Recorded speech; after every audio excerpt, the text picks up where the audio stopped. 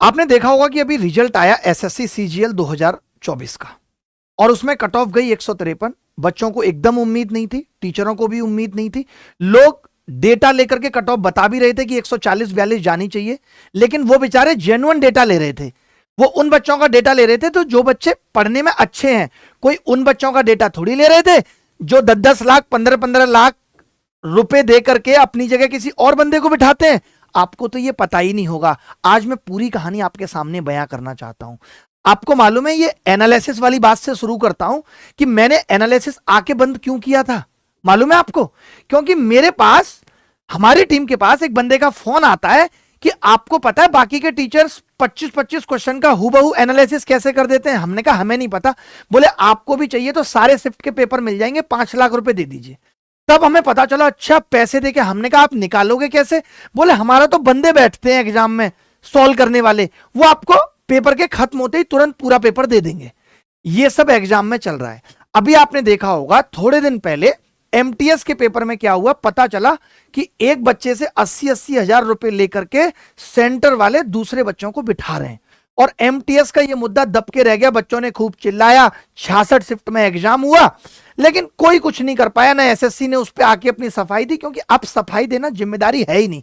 आज आप किसी पे भी उंगली उठा दो, रेलवे पे उठा दो, रेलवे कभी सफाई नहीं देगा आके। एसएससी पे उठा दो, एसएससी नहीं देगा। 2012 से मैं पढ़ा रहा हूं और खुद भी सीजीएल दे रहा हूं। जब 83-84 नंबर कट ऑफ जाया करती थी, पेपर का एक स्तर होता था। 2017 में खूब मुश्किल पेपर आया और कमाल की नकल हुई, और मैंने नकल के वीडियो खुद जाके सीवीआई में सबमिट किए। कमाल की नकल हुई, लेकिन क्या हुआ? कुछ नहीं हुआ। एसएससी को समझ में आया कि नकल खुली कैसे, ये पोल खुली कैसे। ये पोल ऐसे खुली थी क्योंकि उस मुश्किल पेपर में कुछ महिलाओं के, कुछ पुरुषों के 191-192 नंबर आ रहे हैं। बच्चों ने पिछले साल का डेटा निकाला 2016 का और देखा इसके तो पिछले साल 70 नंबर थे, अब 191 कैसे आ गए? यानी पक्का नकल हुई है, इसके नंबर में कोई सॉल्वर बैठा है इसकी जगह। एसएससी को समझ में आ गया अब ऐसे काम नहीं चलेगा, कुछ और सॉल्यूशन निकालना पड़ेगा। उन्होंने पब्लिक को नंबर बताना बंद कर दिया, उन्होंने नंबरों को पब्लिक करना बंद कर दिया। आपको पता होगा आज एसएससी के आप किसी दूसरे के नंबर नहीं निकाल सकते, आप सिर्फ अपने निकाल सकते हो। क्यों भाई? जो ट्रांसपेरेंसी पहले रहती थी आप तो उसको भी खत्म करते जा रहे हो ताकि पता ना चले।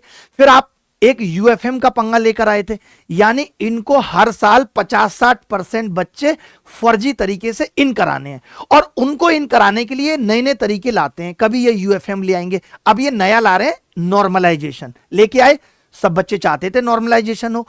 इस देश में बड़े बड़े राज्यों में चुनाव कई कई जगह, कई कई जिलों में एक साथ खत्म हो जाते हैं, एक साथ रिजल्ट आ जाता है, सब कुछ हो जाता है, बट एग्जाम नहीं हो सकते। एग्जाम में 66 शिफ्ट चल रही हैं।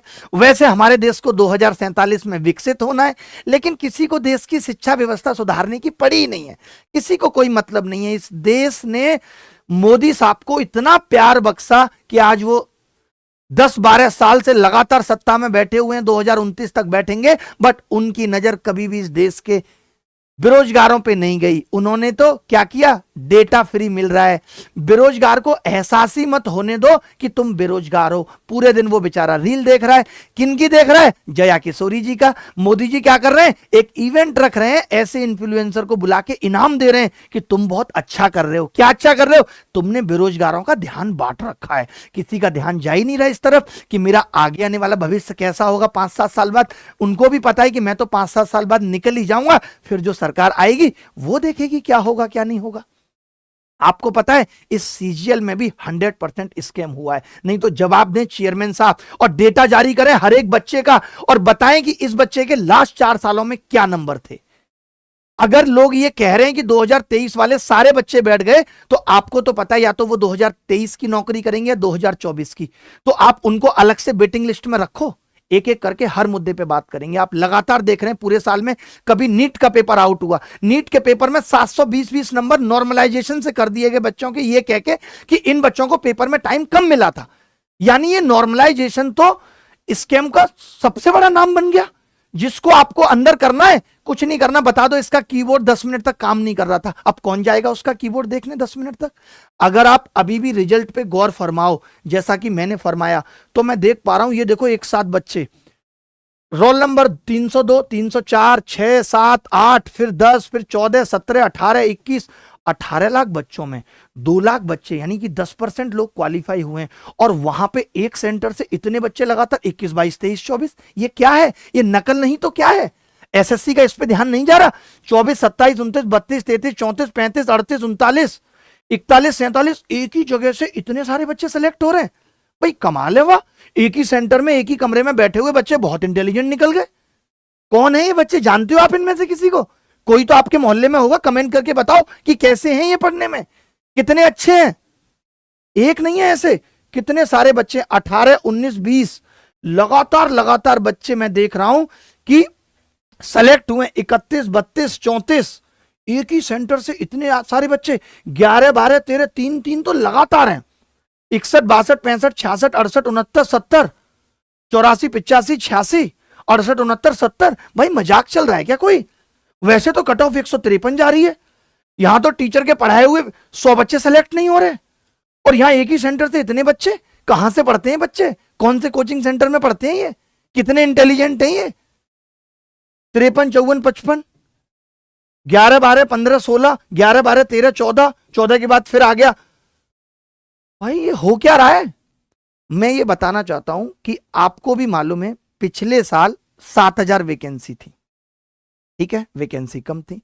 मेंस में कम बच्चे लिए थे आपने, लेकिन फिर भी कट ऑफ 150 गई थी। इस बार डबल वैकेंसी थी और फिर भी इतनी कट ऑफ जाना। भाई पहले तो आप ये बताओ कि आप ये पेपर आसान बना क्यों रहे हो? मालूम है आप लोगों से मैं कहना चाहता हूं, इन्होंने पेपर आसान बनाना इसलिए शुरू किया है कि अगर ये पेपर मुश्किल होता और फिर इतनी कट ऑफ चली गई होती तो हंगामा हो जाता। बच्चे कहते कैसे आ गए 170, कैसे आ गए 180। लेकिन अभी क्या हो रहा है, पेपर इतना आसान था तो ना हम समझ पा रहे हैं ना आप समझ पा रहे हो। आपको लग रहा है यार हो सकता है बच्चे ज्यादा इंटेलिजेंट हो गए। अगर बच्चे इतने इंटेलिजेंट हो गए कि 76% कट ऑफ जा रही है तो यह भी एसएससी की बहुत बड़ी नाकामी है। 76% कट ऑफ जाना। कल को आप कह दोगे 200 में 200 नंबर वाले को ही सिलेक्शन मिलेगा, तो यह तुम्हारी हार को दिखाता है कि तुम पेपर ठीक नहीं बना पा रहे। एनालिसिस की तो बंद करने की जरूरत नहीं थी। क्या तुम हर शिफ्ट में अच्छे सवालों का पेपर नहीं बना सकते थे? लेकिन तुम्हें क्या करना है, इन सब चीजों में बच्चों को ऐसे उलझाए रखो कि उसी में नकल से खूब सारे बच्चे निकल जाएं। ये जो निचले स्तर पे लैब से नकल हो रही है, क्या ये पैसा ऊपर तक नहीं पहुंच रहा? क्या सरकारें इनमें इन्वॉल्व नहीं है? क्या मंत्री जो बिना पढ़े लिखे हैं वो इसमें इन्वॉल्व नहीं है? वो तो पैसे के लिए ही सत्ता में आया है और उसको पता है कि सबसे ज्यादा पैसा बेरोजगारों से कमाया जा सकता है। आज मैं इस लड़की को बोलूं कि तेरे को सरकारी नौकरी दिला रहा हूं, कितना पैसा दे देगी? तो चाचा ताऊ फूफा सबसे उधार लेके ये 25 लाख तक दे देगी। सबसे महंगी अगर इस देश में अब कुछ हो गया है ना तो वो नौकरी हो गई है सरकारी। आराम से बिक रही है वो, कोई भी व्यक्ति। मैं बोल दूं अभी 25-25 लाख दे दो आप, भीड़ लग जाएगी भाई साहब। वही हो रहा है। सबसे बढ़िया करप्शन है ये, सबसे बढ़िया कमाई का धंधा है। करते हैं चालू। अब हर आदमी ज्ञान देगा, तुम तो उस लायक नहीं हो, अगले साल ले लेना। लेकिन जिसका लास्ट अटेम्प्ट है वो क्या करे? अगर तुम्हारे जिनके भी 154 नंबर आए, अगर तुम्हारे 153 नंबर होते और तुम उस दौर से गुजर रहे होते तब क्या होता भाई? तो ज्ञान देने वाले तो हजार हैं, किसी पे कम नहीं है ज्ञान। हर आदमी ज्ञान दे रहा है कि तुम उस लायक नहीं, तुम उस लायक नहीं। उसके दिल से पूछो जो सिर्फ 1 नंबर कम लेकर आया और उसका सिलेक्शन नहीं हुआ, जिसकी लास्ट होप थी, जिसके सामने अंधेरा है, उसके दिल से पूछो। ब्रेकअप हो जाता है, 17 लोग ज्ञान दे देते हैं, कुछ नहीं होता भाई। लेकिन जब खुद का होता है ना, तब समझ में आता है कि ब्रह की रातें कितनी काली हैं, कितनी दर्द भरी हैं, तब पता चलता है। एसएससी को डिक्लेयर करना चाहिए, इतनी ट्रांसपेरेंसी रखनी चाहिए कि नॉर्मलाइजेशन ये है, ये नहीं कि तुम अपने मूड के हिसाब से कुछ भी कर दोगे। क्या मतलब था रात के 11 बजे कैलेंडर डिक्लेयर करने का? ताकि बच्चे हंगामा ना करें। आपने नीट के पेपर में देखा होगा, नीट का रिजल्ट अचानक निकाल दिया गया। किस दिन? जिस दिन देश के प्रधानमंत्री का रिजल्ट आना था, ताकि सब लोग उसमें बिजी हो जाएंगे, किसी को कानों कान खबर नहीं लगेगी। और आते ही सारे नेता कैसे बोल देते हैं, कोई नकल नहीं हुई है। इनको तो पता है ना हुई है। ये आते ही बोलते हैं ऐसे जैसे इनको सब पता था कि हो ही नहीं सकती है नकल, इतने स्ट्रिक्ट हैं ये। और कुछ नहीं हुआ नीट के पेपर में। आपने देखा सुप्रीम कोर्ट तक बात गई। भाई इस देश की शिक्षा व्यवस्था इतनी खराब हो गई है कि कोई उसे सुधारने तक पे बात नहीं करना चाहता। लोग पर्दा ढकना चाहते हैं सिर्फ। आप देखोगे ऐसे एक एग्जाम की बात नहीं है, आप देख लो, एमपी में पटवारी घोटाला, राजस्थान में एसआई घोटाला, छत्तीसगढ़ में पीएससी घोटाला, और यूपी में तो सिर्फ घोटाले ही घोटाले हैं। आप देखो, चाहे वो कांस्टेबल का एग्जाम हो, चाहे यूपी एसआई का एग्जाम हो, नीट का पेपर लीक हो गया, बार बार ये सब गलतियां रिपीट हो रही हैं भाई। तब मुझे नहीं लगता, मुझे लगता है कि ये जो मिस्टेक्स हो रही हैं ये चॉइस से हो रही हैं, ये चाहकर हो रही हैं, इसमें सब इन्वॉल्व हैं, सबकी हिस्सेदारी है बराबर। आप देखो, आपके सामने है, हेल्थ ऑफिसर की परीक्षा रद्द, 2000 फर्जी बहाली से 100 करोड़ रुपए कमाने का था टारगेट। देखो कितने बड़े बड़े पैसे कमा रहे हैं। आपको लग रहा होगा हमें अपने अपने एमपी विधायकों से सवाल करना चाहिए, उनके मुंह पे थूक के, कि ये बताओ हमने तुम्हें चुनकर भेजा है, तुम हमारी आवाज कब उठाओगे। लेकिन अब तो रील बनाने का दौर है, रेल मंत्री भी रील बना रहे हैं, कुर्सी पे बैठते हुए, पीछे से कोई टावल टांग रहा है, देखो रील कितना मजा आता है, और उस रील पे मिलियंस लाइक हैं। बाबूजी रेल मंत्री, सब रील बना रहे हैं, मोदी जी कहीं से निकल रहे हैं, घुस रहे हैं, कोई संसद में घुस रहा है, राघव चड्ढा, बस रील, बस रील। तुम भी रील बनाओ, रील देखो, तुम्हारी कोई देख नहीं रहा, 2-4 की देख लेता है, वो हीरो हो गए। नौकरी से किसको मतलब है, देश के आगे बढ़ने से किसको मतलब है, इस रील से ही तो देश आगे बढ़ेगा। अब तो मुझे लगता है आगे आने वाले वक्त में सारी चीजों का चयन इस रील से ही होगा, जिसके ज्यादा व्यूज होंगे उसको देश का प्रधानमंत्री बना दिया जाएगा। हो सकता है उर्फी जावेद को भी कोई ना कोई पोस्ट मिनिस्टर की मिली जाएगी, और दीपक कलाल को, क्योंकि रील कंपटीशन है। अब तो यही रियल कंपटीशन हो जाएगा। एसएससी की कट ऑफ इतनी ज्यादा जा रही है, ऐसे लग रहा है जैसे यहीं से बच्चे को सीधा नासा भेजेंगे। कितना बड़ा एग्जाम है एसएससी, और कितनी बड़ी नौकरी दे देते हो तुम, जिसके लिए इतनी मारा मारी है कि बच्चा सिलेक्शन ही नहीं ले पा रहा। मैं भी सॉल्यूशन पे भी आऊंगा कि हमारी एसएससी से डिमांड क्या है। पहले बता देता हूं कि क्या क्या हो रहा है। ये देखो, पूर्णिया केंद्र पर एसएससी परीक्षा की हर पाली में बिठाए जाते थे 10 फर्जी अभ्यर्थी, और एक से कितने कितने रुपए लिए जाते थे। 9 से 14 अक्टूबर तक डेली 30 बच्चे एग्जाम में फर्जी बिठाए जा रहे थे। हर शिफ्ट में टीसीएस ऑफिसर को एक बच्चे से 80,000 रुपए मिल रहे थे। 10 स्टूडेंट पर शिफ्ट 8 लाख, 3 शिफ्टों में 24 लाख डेली कमाई हो रही थी। अरे ये तो अंबानी बन जाएगा बहुत जल्दी। लेकिन पैसा तो बट रहा है ना, सब में इक्वली डिस्ट्रीब्यूट हो रहा है। मजा आ रहा है भाई, बहुत बहुत बढ़िया चल रहा है। नकली सर्वर से हल हो रहे थे प्रश्न, सीएचओ की परीक्षा रद्द। अब परीक्षा पे परीक्षा, देखो आप कुछ मत करना, एक बस गूगल कर लेना, इतनी सी बात कि परीक्षा रद्द, इतने आपको स्क्रीनशॉट मिल जाएंगे। ये देखो आप, अभी बीपीएससी में नॉर्मलाइजेशन का चल रहा है। आप बताओ क्यों लोग पागल हो रहे हैं कि नॉर्मलाइजेशन नहीं होना चाहिए। लोगों को पता है कि नॉर्मलाइजेशन के तहत बिहार वैसे अपने आप को कहता है हम अपडेट नहीं हैं, हम बहुत सीधे हैं, हम बहुत सिंपल हैं। लेकिन बिहार भी क्या कर रहा है, एसएससी से सीख रहा है, नॉर्मलाइजेशन लाओ, लोगों को पैसे देके भर्ती कराओ। वाह, कमाल की स्कीम है नॉर्मलाइजेशन। पता ही नहीं चलेगा ना फिर किसके कितने नंबर आ रहे हैं, कुछ आइडिया ही नहीं लगेगा। इसलिए ये भी नॉर्मलाइजेशन पे इतने पागल हो गए कि बच्चे 8 दिन से आंदोलन कर रहे हैं। 13 तारीख को पेपर है। इतनी बड़ी बात थी कि नॉर्मलाइजेशन नहीं हट सकता था। तमाम टीचर, खान सर, बाकी के लोग भी सपोर्ट करने पहुंच गए, तो विद्यार्थी लाठी खा रहा है। टीचर्स को आप जेल में डाल रहे हो। जेल में किनको डालना है? अरे प्रज्वल रेवन्ना को डालो ना जेल में। उसके ऊपर तो सारे आरोप खुल के सामने आ गए थे वीडियो फॉर्म में, उसको कोई बात नहीं कर रहा। मोदी जी भी उसका प्रचार करने पहुंचे थे। और तमाम लोग, उनको डालो ना जेल में जो वाकई में गलत कर रहे हैं। इन बच्चों पे लाठीचार्ज करके क्या कर लोगे? देश का भविष्य कहते हो इनको। मोदी जी आप तो 6 साल बाद निकल जाओगे, देश तो यही लोग चलाएंगे, और इनको हम अपाहिज बनाते जा रहे हैं सिर्फ रील दिखा दिखा के। ऐसे बन जाएगा भारत 2047 में विकसित। आगे बात करते हैं। सिपाही भर्ती परीक्षा के 25 सवाल निरस्त। वाह, 29 प्रश्नों के एक से अधिक सही विकल्प, सही जवाब वाले को मिलेंगे अंक। यानी ये लोग 25 सवाल ठीक नहीं बना पाते। 2023 के बच्चे अगर 2024 में सीजीएल में सारे बैठ रहे हैं तो कौन जिम्मेदार है? 3 सवालों 4 सवालों को लेकर बच्चा कोर्ट में बैठा है। और एसएससी, दुख की बात यह है कि जिस टीचर ने भी गलत बता दिया जिस सवाल को, उसका सवाल लेके कोर्ट में, देखो ये टीचर भी बता रहा मैथ्स एक्सपर्ट है, जिसके खुद 200 में 200 नंबर, वो मैथ्स एक्सपर्ट है एसएससी की नजर में, क्योंकि एसएससी को अपने आप में बचाना है। मैं उस प्रोबेबिलिटी के सवाल की बात कर रहा हूं जो एसएससी ने गलत पूछा। टेक्निकली वो सवाल रॉन्ग था। उस सवाल पे हर बच्चे को नंबर मिलने चाहिए। आप एक तरफ कह रहे हो कि A and B are real number, और फिर आप आगे कह देते हो ए स्क्वायर -3, तो सवाल तो गलत हुआ ना टेक्निकली। कौन से गणित की परिभाषा से आप कह रहे हो कि वो सवाल ठीक है? बिल्कुल गलत है। और बच्चे को उस पर नंबर मिलने चाहिए। हर साल ये कुछ ना कुछ करके कभी कोई मुद्दा कोर्ट में चला जाएगा, बच्चे को उलझा के रखेंगे, फिर वो बच्चा अगला सीजीएल भी देगा। अरे तुम्हें ठीक करना है ना भाई इस चीज को। बच्चा क्या करे? बच्चा एक दूसरे से कहता है, टीचर से गुजारिश करता है, मास्टर साहब सब बच्चों को कह दो 2023 वाले ये सीजीएल ना दे। हम लोग कहते भी हैं, कौन कितना मान लेगा। ये तो एसएससी की नाकामी है कि आप ठीक से एग्जाम नहीं करा पा रहे, आप ठीक से कट ऑफ नहीं निकाल पा रहे। और आप अगर इतना सही रिजल्ट निकालते हो तो 2023 का रिजल्ट आपको रिवाइज क्यों करना पड़ा था भाई?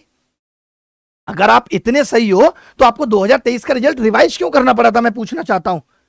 आपको मालूम होगा, जो लोग नहीं जानते नहीं उनको बता दूं, इन्होंने 2023 का रिजल्ट निकाला, हंगामा हुआ कि रिजल्ट गलत है, फिर इन्होंने 23 बच्चों को बाहर किया, फिर 23 को अंदर किया। वो 23 बच्चे चेयरमैन साहब को कॉल करके कह रहे थे, बाबूजी मेरे पैसे तो पहुंच गए थे टाइम पे, मेरा सिलेक्शन नहीं हुआ। चिंता मत करो, 15 मिनट में नाम आ जाएगा तुम्हारा लिस्ट में। ये 23 बच्चे कौन है जिनका हुआ है? मेहनत से बाहर करो इनको। उनको बाहर कर दिया मेहनत से, जिनका हुआ था। जिनके पैसे पहुंच गए थे उनको अंदर कर दिया। एक एसएससी इतनी बड़ी संस्था जो 18-18, 20-20 लाख बच्चों से 100-100 रुपए वसूल रही है, उसकी वेबसाइट कभी काम नहीं करती, कभी वो बच्चों को कैसे बाहर कर देती है। इसका चश्मा गलत लग रहा था। अलग अलग तरीके इन्होंने निकाल रखे हैं बच्चों को बाहर करने के। अब देखो आप, 14 अभ्यर्थियों की जगह 2 पारी की परीक्षा में सुबह शाम अलग अलग 28 डमी बैठे एसओजी के पास, इनके सिर्फ फोटो। एक एग्जाम में गड़बड़ी नहीं है। 100 अंक का पेपर मिले 252, कई अभ्यर्थियों के रिजल्ट में गड़बड़ी।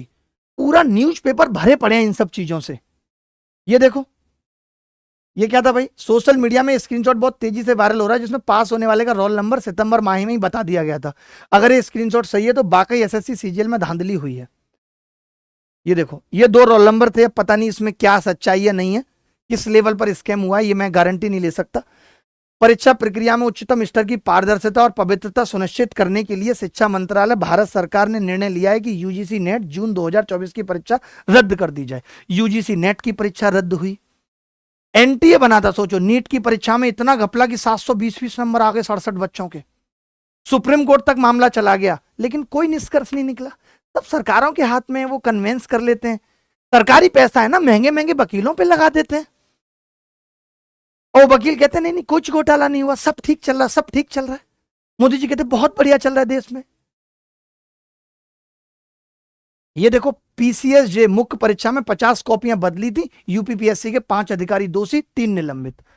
बाकी 2 को अवार्ड मिलेगा, क्योंकि वो 2 ये थे जिन्होंने सबसे कम पैसा लिया था और बाकी का ऊपर भेजा था। तो ये 2 बच गए। देख रहे हो, 5 अधिकारी दोषी, 3 निलंबित, और बाकी 2 अचार डाल रहे हैं घर पे। ये देखो, ये क्या कह रहे हैं भाई साहब, कुछ तो गड़बड़ है 2024 के रिजल्ट में। कट ऑफ इतना हाई है कि अब लगता है टॉपर्स का सिलेक्शन नासा भेजने के लिए हो रहा है। अगली बार शायद ओलंपिक की टिकट भी यहीं से कटेगी, जिसके सीजीएल में ज्यादा नंबर होंगे। वाह। ये आप देखो, जीएसएससी सीजीएल का मामला, झारखंड सीजीएल की बात कर रहा हूं। बाबूलाल मरांडी का ट्वीट है, इसमें कितनी बड़ी गड़बड़ पाई गई। ये देखो आप, जो मैं रिवाइज रिजल्ट की बात आपसे कह रहा था, ये देखो एसएससी का ये revise result, declaration of revise result. इतने बच्चे थे, ये 23 बच्चे थे जो नॉट सेलेक्टेड थे, और ये 23 थे सेलेक्ट। ये क्या बेवकूफी हद है यार, कि तुम 20 मिनट बाद ये पक्का कर लेते हो कि ये 23 बच्चों का सिलेक्शन नहीं हुआ। यानी 23 बच्चों की कितनी तगड़ी जुगाड़ रही होगी और कितना तगड़ा लिंक रहा होगा कि 15 मिनट में एसएससी को अपना रिजल्ट बदलना पड़ा कि भाई इनका सिलेक्शन जरूरी है, इनकी तो सब कुछ, शादी से लेके हर चीज इसी पे टिकी है, और इनका पैसा भी पहले पहुंच गया था, लड्डू बढ़ गए थे इनके घर में। पूर्णिया केंद्र पर एसएससी परीक्षा की हर पाली में बिठाए जा रहे थे 10 फर्जी अभ्यर्थी। ये देखो, नोटिस भी निकाला गया इस पे। ये पूर्णिया डिजिटल यही सेंटर था ना। कितना सेंटर, कितना हसीन है, देखो तो, सेंटर से ही पता चल रहा है। जदयू नेता ने ऑब्जर्वर संग मिल परीक्षा में सेंधमारी की, क्योंकि ये, मैं आपको फिर से यही बात कह रहा हूं, किसी भी बच्चे को सेलेक्ट कराना, किसी भी बच्चे को सेलेक्ट कराने का लालच और लोभ देना इतना आसान है। और पता है, एक और चीज आपको बताता हूं, अगर इन लोगों की जुगाड़ है ऊपर 100 लोगों को करवाने की, फॉर एग्जांपल ये नेता जदयू का सामने बैठा है, इसकी जुगाड़ है कि ये 100 लोगों का सिलेक्शन करवाएगा, ठीक है, करवाएगा, तो ये 500 बच्चों से पैसा ठगेगा, 500 बच्चों से पैसा ठगेगा। अब ये क्या बोलेगा, 100 का हो जाएगा, तो ये उन 500 में जो 400 का नहीं होगा उनका बोलेगा, देखो इनका तो हो गया ना, आप रह गए, आपका अगली बार करा दूंगा, और ये पैसा खा जाएगा उन बच्चों का। बच्चों को भी लगता है यार चलो उनका हुआ है, हमारा नहीं हुआ, हमारा अगली बार हो जाएगा। तो इसमें ऐसा नहीं कि बच्चों को फायदा ही फायदा मिल रहा है, नुकसान भी बहुत हो रहा है। बहुत बच्चों का पैसा तो ऐसे ही चला जा रहा है। मुझे तो मालूम है यार, मैं 2017 के प्रोटेस्ट में था, मैंने खुल के अपनी आंखों से देखा था नकल होते हुए, सेंटर हैक होते हुए, उसके बावजूद 2017 सीजीएल में कुछ नहीं हुआ। लेकिन अब हद इतनी ज्यादा हो गई है कि अब बच्चे सेलेक्ट नहीं हो रहे। मैं आपको एक और लॉजिक देता हूं, मेरी कम से कम 20 बच्चों से बात हुई, आदि भाई, ठीक है। ये वो बच्चे थे जिन्होंने मेरे को रिजल्ट भेजा अपना टेक्स्ट बुक की टेस्ट सीरीज का, जहां पे ऑल इंडिया टेस्ट होते हैं, और ऑलिव बोर्ड का। ये बच्चे कह रहे हैं कि हम 90% में आ रहे थे, यानी टॉप 10% बच्चों में आ रहे थे हमेशा टेस्ट में। तो भाई हमारा सिलेक्शन क्यों नहीं हुआ? यानी जिन और बच्चों का हुआ ये टेस्ट भी नहीं देते थे, इतने इंटेलिजेंट हैं। अरे 2-3 प्लेटफॉर्म ही टेस्ट के हैं जो अच्छे हैं, जहां पे हर बच्चा टेस्ट देता है, वहां पे वो बच्चे अच्छा स्कोर कर रहे हैं, टॉप 10 टॉप 5% बच्चों में आ रहे हैं। बट सीजीएल के उस लल्लू से पेपर में वो नहीं कर पाए बेचारे अच्छा, क्योंकि वहां तो अच्छा करने वाले वो थे ना जिन्होंने पैसा भर रखा है, इसीलिए वो अच्छा नहीं कर पाए। बिहार लोक सेवा में आप देख ही रहे हो, वही जो मैं नॉर्मलाइजेशन की बात कर रहा था, नॉर्मलाइजेशन अभी ये एआरओ में भी ला रहे थे, इलाहाबाद वाले में कितना प्रोटेस्ट हुआ था यूपी में। फिर इन लोगों ने कहा कि चलो नहीं ठीक है, बच्चे नहीं मान रहे, अभी तक 7-8 दिन हो गए, तो हम नॉर्मलाइजेशन हटा देते हैं, कोई और तरकीब ढूंढेंगे करप्शन की। कितना मुश्किल हो गया यार एक सरकारी नौकरी लेना। और ये देश हमारा नहीं है क्या? हमारा हक नहीं है क्या इस देश पे? मुझे ये बता दो। मैं ये एसएससी से गुजारिश करता हूं, एसएससी या तो औकात में आके रिजल्ट रिवाइज करे, और नहीं तो एसएससी डेटा दे टेबल वाइज 3 साल का बच्चों का, जिनके भी नंबर आए, मान लेते हैं किसी बच्चे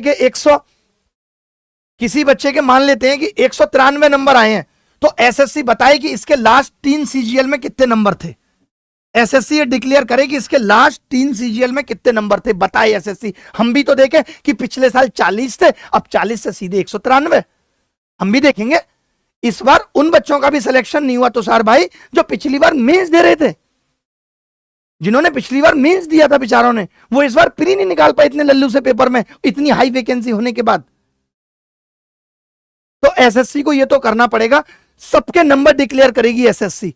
हम लोग इसी चीज का ट्विटर पे ट्रेंड चलाएंगे, और जो करना होगा वो करेंगे, कैंपेन चलाएंगे कि एसएससी हर बच्चे के नंबर डिक्लेयर करेगी। उसके बाद तो हम लोग पता लगा लेंगे स्कैम हुआ या नहीं। अब ये सब नहीं चलेगा कि जो बच्चा अपना रोल नंबर डालेगा कोपचे में उसको नंबर पता चलेंगे, बाकी को नंबर ही नहीं पता चलेंगे। टेबल वाइज एसएससी को बताना पड़ेगा कि कौन बच्चे हैं जो 170 लेके आए हैं, कौन बच्चे हैं जो 180 लेके आए।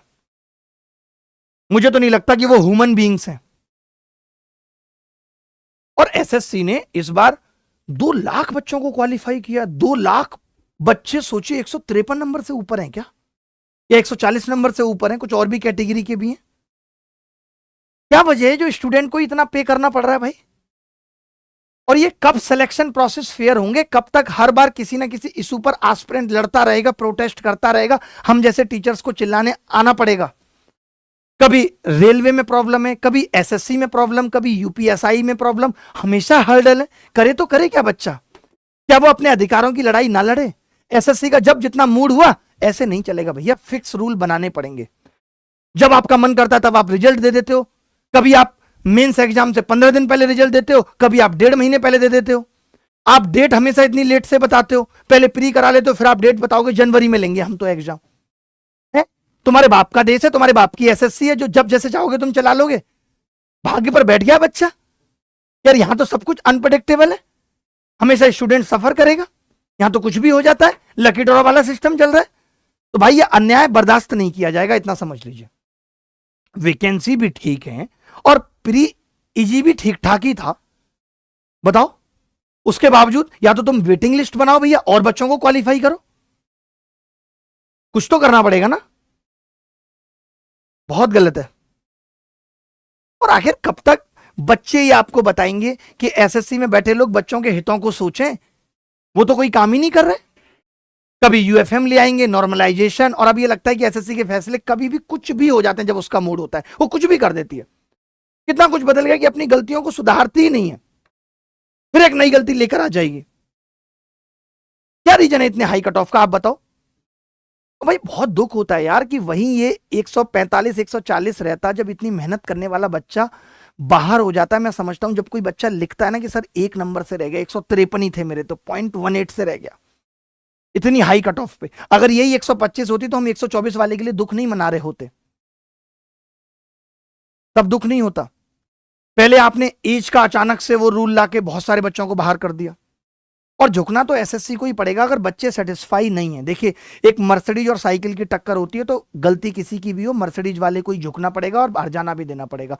अगर यहां बच्चे इतने निराश हैं और वो इतने क्वेश्चन उठा रहे हैं, तो एसएससी की जिम्मेदारी बनती है कि वो बताए कि नहीं, हमने तो सब कुछ ट्रांसपेरेंस किया है, सब कुछ अच्छा किया है। भाई सबके दर्द है यार, जिसका लास्ट अटेम्प्ट था वो क्या करे, उसकी तो पूरी जिंदगी का सवाल है। रिजल्ट कुछ भी हो बट मौका तो मिलना चाहिए मेंस देने का। पीएचएसएल नहीं हुआ तो लगा सीजीएल उसकी लास्ट होप है। जब G21 हो सकता है, इंडिया भारत हो सकता है, इलाहाबाद प्रयागराज हो सकता है, तो एसएससी रिजल्ट रिवाइज क्यों नहीं कर सकती भाई?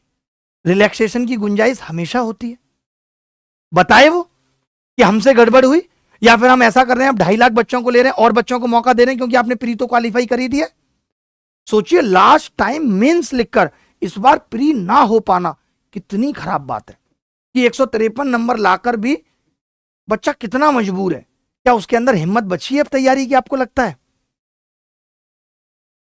बताओ। अब मैं एसएससी बोर्ड के चेयरमैन से हाथ जोड़कर विनती करता हूं कि प्लीज स्टूडेंट के फ्यूचर से मत खेलिए, इन्हें एटलीस्ट मौका दीजिए पेपर देने का। और अगर आप बोलते हैं कि टीयर 1 पेपर क्वालिफाइंग है तो बच्चों को क्वालिफाई भी करने दीजिए। एक बार देखिए कि कहाँ बिका है पेपर, एक जगह से इतने बच्चे जो सेलेक्ट हुए हैं क्या वो जेन्युइन है या नहीं, क्योंकि एसएससी के पास पूरा डेटा होता है। एसएससी चाहे, मैं इसलिए बोल रहा हूं ये क्योंकि जब सीबीआई ने भी एसएससी को बोला था तो एसएससी ने पूरा डेटा बताया था सीबीआई को कि ये बच्चे हैं जो हमारे शक के आधार पर हैं। अब बच्चा जाए तो कहां जाए? रेलवे का भी वही हाल है, जो स्टेट एग्जाम है उनका भी वही हाल है। सेंटर तो अपने एग्जाम ठीक नहीं कर पा रहा, स्टेट में तो कहां इंटरफेयर करेगा कि कोई स्टेट ठीक से एग्जाम ले रहा है या नहीं ले रहा। बहुत दुख होता है यार, देश किन हालातों में पहुंच गया है कि बेरोजगार और किसी को इस बात की चिंता ही नहीं है।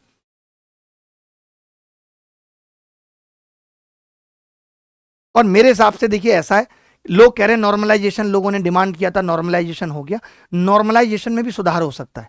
संविधान भी एक बार बना था लेकिन जरूरत पड़ने पर बीच बीच में अमेंडमेंट हुआ है, तो नॉर्मलाइजेशन में भी अमेंडमेंट हो सकता है। ये एक एक्सपेरिमेंट था जो फेल लग रहा है बच्चों के हिसाब से।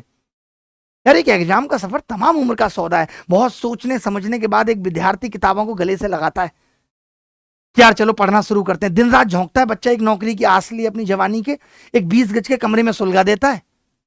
आसान नहीं होता बेरोजगार रहना, बस तैयारी करना जिंदगी का हिस्सा और मकसद है उसका। किए जा रहे हैं, किए जा रहे हैं, किए जा रहे हैं, कब तक करेंगे ये कुछ पता ही नहीं है। और ऐसे मोड पे हर कोई ये सोचने लगता है कि यार अब मन को समझा लेते हैं, यही बेहतर है कि शायद मैं सरकारी नौकरी कभी नहीं ले पाऊंगा। रोते हुए ये कहता है। बहुत सारे सवाल दिमाग में घूमते हैं और मैं पूछना चाहता हूं सवालों के कटघरे में खड़े होकर एक सवाल सरकार और सरकार के उन मंत्री और एसएससी के चेयरमैन से कि अगर इन बच्चों की जगह तुम्हारे बच्चे होते जो विदेशों में पढ़ रहे हैं, तब तुम क्या सोचते, तब तुम क्या करते? हर बच्चा हर बार यही सोच के तैयारी करता है कि यार अब तो ठीक है। मैं कितने बच्चों से बात होती है, ये संघर्ष की दास्ता खत्म हो जाएगी। माँ बाप को भी उम्मीद देता है, जिसके भी 150 आ रहे थे, पापा आप कर लूंगा, अब आपको टेंशन नहीं लेनी है, इस बार मेरा सिलेक्शन हो जाएगा। क्या हुआ? फिर वहीं आकर खड़े हो गए जहां से शुरू किया था, कोई चेंज ही नहीं है। आज हम लाख मोटिवेशन दे दें, रील बना बनाकर कह दें कि पतझड़ के बाद तो वसंत आएगा, रात के बाद सुबह होगी। नहीं समझता है मन। जब माँ बाप का चेहरा देखते हैं ना, जिनको इतनी उम्मीदें थी, तब पता चलता है। दुख इसी बात का है कि चुनाव जीतने के लालच में बस वैकेंसी निकालो, लालच दिखाओ सरकारी नौकरी का, देना कुछ नहीं है। देना किसको है? जो लोग पैसे देंगे। 10-20% भी मुझे नहीं लगता जेन्युइन लोग सेलेक्ट हो रहे हैं। आज कितने लड़के रो रहे हैं, कौन समझता है लड़कों का दर्द? तो रोना भी छुप कर पड़ता है एक लड़की के लिए, क्योंकि उम्मीद है वो घर की, वही रोएगा तो बाकी सब लोग टूट जाएंगे। चुपचाप सहते रहो तो अच्छे हो, बोल पड़ो तो आपसे बुरा कोई नहीं, पुलिस गिरफ्तार कर लेगी, हक की लड़ाई लड़ोगे तो लाठी चार्ज कर देगी। भैया ये देश मेरा भी है, मुझे भी तो मेरा हक ले लेने दो। हर कोई कह देता है सही समय का इंतजार करो, फिर सही समय कब आएगा ये कौन बताएगा? हर कोई कह देता है एक दिन नौकरी मिल जाएगी, कब आएगा वो एक दिन? हर उलझन का समाधान हो जाएगा एक दिन, कब आएगा वो एक दिन? अब बिल्कुल हिम्मत टूट जाती है यार। मोदी जी आपको इस देश ने जितना प्यार और वोट मिला ना, वो लौटा नहीं पाए आप। ये मैं बड़े दुख के साथ कह रहा हूं। देश की जनता का बहुत कर्ज आपके ऊपर है, इस जन्म में नहीं तो अगले जन्म में उतारना पड़ेगा। कभी आपने बात तक नहीं की उन बेरोजगारों की, बस उनको 3 GB डेटा मिला, दिला दिया कि एहसास ही नहीं होगा बेरोजगारी का। और कमाल की बात कि नेता ऐसे लोगों को प्रमोट कर रहे हैं। आजकल तो उनकी कैंपेनिंग इल्विस यादव जैसे लोग कर रहे हैं। कहते हैं सब कुछ जिंदगी में नहीं मिलता। अरे कुछ तो मिले, इतना बेसिक। क्या करे बच्चा? मुस्कुराते हुए सब कुछ छोड़ दे, सीजीएल छोड़ दे, सीएचएसएल छोड़ दे, एमटीएस में घपला हो रहा है एक चपरासी की नौकरी में। हमें तो पता है ना कि एक बच्चे के ऊपर कितने बाप के कंधों की जिम्मेदारी है, मां की आंखों में बसे सपने मजबूर कर रहे हैं पढ़ने पे। किसको अच्छा लगता है पढ़ाई करना? लेकिन हार तो नहीं मानेंगे, हल तो ढूंढना पड़ेगा। देखिए, अगर आप ऐसे ही बर्दाश्त करते रहे तो मैं आपको बताना चाहता हूं कि वो दिन दूर नहीं है, वो दिन दूर नहीं है जब कट ऑफ अभी 153 है, अगले साल और पैसे वाले लोग आएंगे 164 हो जाएगी, और वैकेंसी कम हुई 175 हो जाएगी। आप ये सोच रहे हो, आपको मन है आप सरकारी नौकरी की तैयारी फिर भी करते रहो, कोर्स बढ़िया खरीदते रहो सबके, और अपना जो बचा हुआ पैसा है वो भी बर्बाद करते रहो। जब तक ये एग्जाम फेयर नहीं होंगे, इनमें ट्रांसपेरेंसी नहीं होगी, तब तक काम नहीं चलेगा। इसका सॉल्यूशन एक ही है कि हमें चाहिए ट्रांसपेरेंसी। एसएससी सबके नंबर पब्लिक करे, पहली डिमांड है हमारी, एसएससी सबके नंबर पब्लिक करे। एसएससी खुद ये देखे कि हाँ, इस एग्जाम में जो इतने सेंटर पे बच्चे सेलेक्ट हुए, इनका पिछले साल का डेटा क्या था, इनको शक के आधार पे बुलाए, इनका इंटरव्यू कराए, जो करना है कराए, और उसके बाद रिजल्ट रिवाइज करे, उसके बाद रिजल्ट रिवाइज करे। ठीक है, ये तो एसएससी को करना पड़ेगा, और हम इसके लिए हैशटैग भी चलाएंगे कल 11 बजे ट्विटर पे कि एसएससी सुधरना होगा। ये सही है, हिंदी में चल सकता है कि नहीं? चल जाएगा ना, एसएससी सुधरना होगा बस, या एसएससी सुधार करो, ये सबसे सही है, एसएससी सुधार करो। ये कल हम लोग 11 बजे ट्विटर पे चलाएंगे हैशटैग एसएससी सुधार करो, करना पड़ेगा। सोचो, एमटीएस में इन्होंने कुछ नहीं करा, 66 शिफ्टों में एग्जाम चला, अब पेपर सरल आ रहा है, पता है बात क्या है। लेकिन मैं उन लोगों से भी कहना चाहता हूं जिनके 154 है, जो गला फाड़ फाड़ के हंस रहा मेरा तो प्री हो गया। बेटा प्री हुआ है, अभी तो तुम देखना जिनका पैसा पहुंचा है वो मेंस में तुम्हें कैसे बाहर करेंगे। तुम्हें लग रहा है ना भी आसान, अगर तुम्हारे 154 और 160 है तो तुम भी खुश मत हो। अभी तो जिनका पैसा पहुंचा है, जब वो 17,000 की लिस्ट में आएंगे ना, 12-13,000 बच्चे, केवल 5-6 हजार ही रह जाएंगे जेन्युइन। और हर साल ये परसेंटेज बढ़ेगा पैसा देने वालों का, क्योंकि एक बच्चा जो पैसा देके होगा वो औरों को बताएगा, तो ये 2x 3x होता रहेगा। एक टाइम ऐसा आएगा जब 30,000 वैकेंसी में 29,900 बच्चे पैसे वाले सिलेक्ट हो रहे हैं, केवल 100 हो रहे हैं जेन्युइन, वो भी जो बहुत किस्मत लेके बैठे थे। तो एसएससी को सुधार करना पड़ेगा, एसएससी बताए, एसएससी जवाब दे, ये भी चलाएंगे साथ में, एसएससी जवाब दो, एसएससी जवाब दो कि इतने बच्चे कैसे एक ही एक सेंटर से सिलेक्ट हो रहे हैं। एसएससी इस बात का जवाब दे, एसएससी जवाब दो कि इतने बच्चे एक ही सेंटर से कैसे सेलेक्ट हो रहे हैं, ये कोई बताए। लगातार आप देखो, मैं झूठ बोल रहा हूं तो ये देखो आप लिस्ट, ये देखो 2 4 6 8 7 8, क्या एक ही सेंटर में इतने इंटेलिजेंट लोग आ गए थे?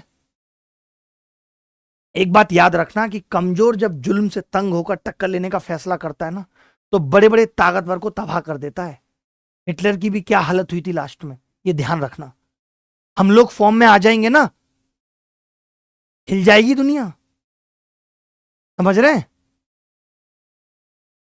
सोचो, अब बिहार में जो प्रोटेस्ट हो रहा है, जिन लोगों को नहीं पता मैं उनको बता दूं कि पहले तो इन्होंने बम्पर वैकेंसी निकाली, और हजारों अभ्यर्थी ऐसे थे जो सर्वर डाउन की वजह से फॉर्म नहीं भर पाए, लाखों बच्चे ऐसे हैं जो फॉर्म नहीं भर पाए।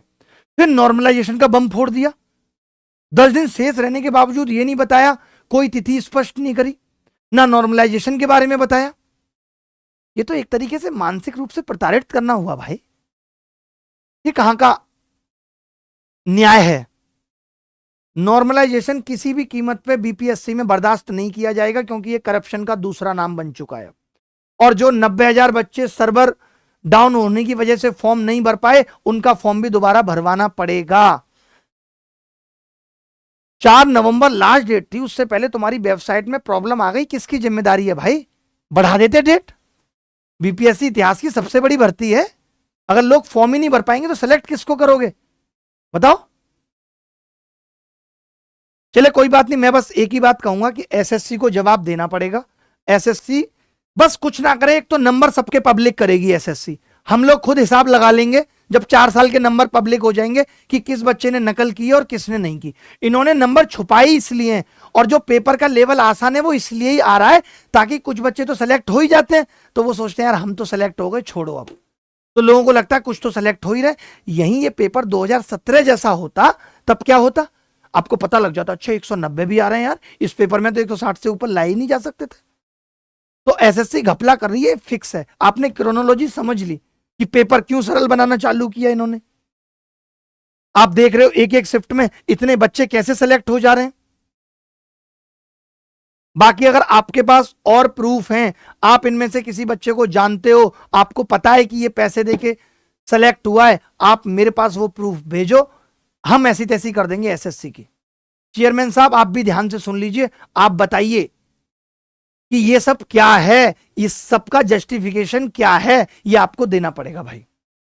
चलिए अभी के लिए इतना ही, अगली मुलाकात आपको रात को 9:30 बजे होगी। एक और सूचना मैं आपको दे देता हूं, जो बच्चे मेंस की तैयारी करना चाहते हैं उन सबके लिए, जो बच गए उन सबको मैं फिर से कहना चाहता हूं कि ये सोच लेना, अगर तुम्हें सिलेक्शन लेना है तो 100% मार्क्स टारगेट करने पड़ेंगे।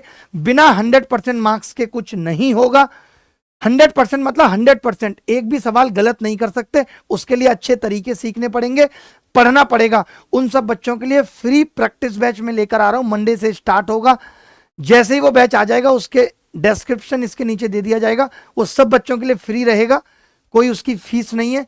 इसके अलावा मैं फाउंडेशन बैच स्टार्ट कर रहा हूं।